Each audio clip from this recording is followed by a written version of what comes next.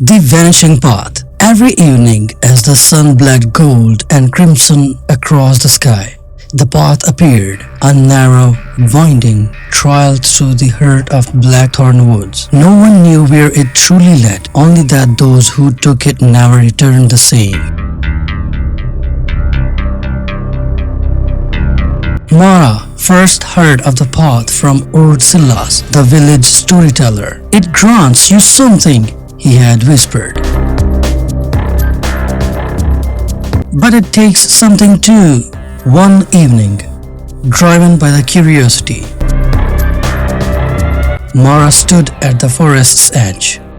As the sun dipped below the horizon, the path shimmered into existence. Bathed in a strange twilight glow, she stepped forward. The moment her feet touched the path, a hush fell over the woods. No wind, no resulting leaves, just silence. She walked on, the golden light guiding her deeper.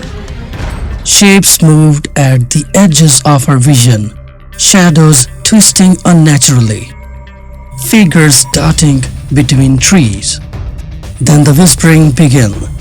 "What do you seek?" Mara's breath caught. She hadn't spoken, yet the question rattled in her bones. I don't know," she admitted. The path wound tighter, the trees pressing in. The whispering continued, growing urgent.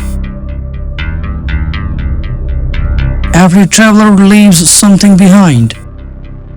A memory flickered, her mother's lullaby. It slipped from her mind like mist, vanishing before she could grasp it. Panic surged in her chest. What was the tune, the words?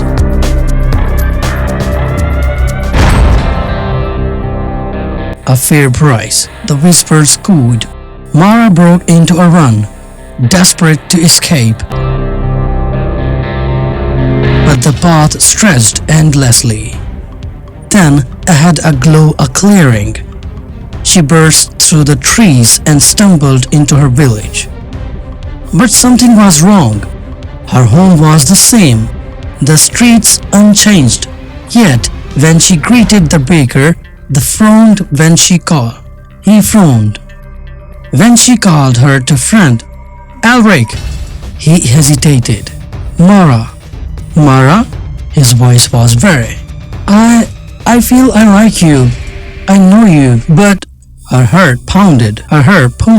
The whisper had taken something more than a song. She rushed home, but when her mother opened the door, her eyes filled with confusion. "Can I help you?" Mara staggered back.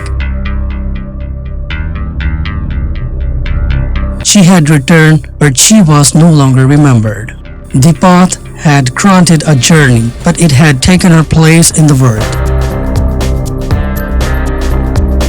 And as she turned back toward Blackthorn Woods, she knew there was only one thing left to do. At sunset, she would walk the vanished path again. Borrowed eyes. After years of darkness, Liam could finally see again. The doctors called it a miracle. An anonymous donor, a perfect match. The operation was a success. His bandages came off under hospital lights.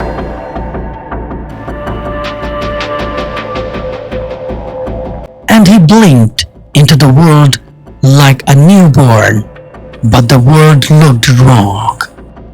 At first, it was subtle. The nurse's shadow moved even when she stood still. Reflections in windows showed strangers watching him.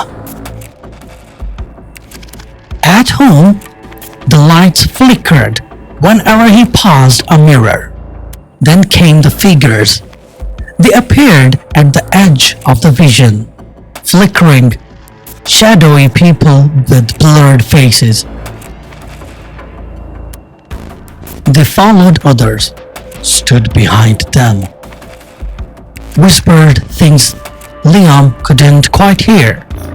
He tried ignoring them, but every night they came closer. One evening, he saw one of them figures point directly at him, not past him, at him. He turned to the man it was following.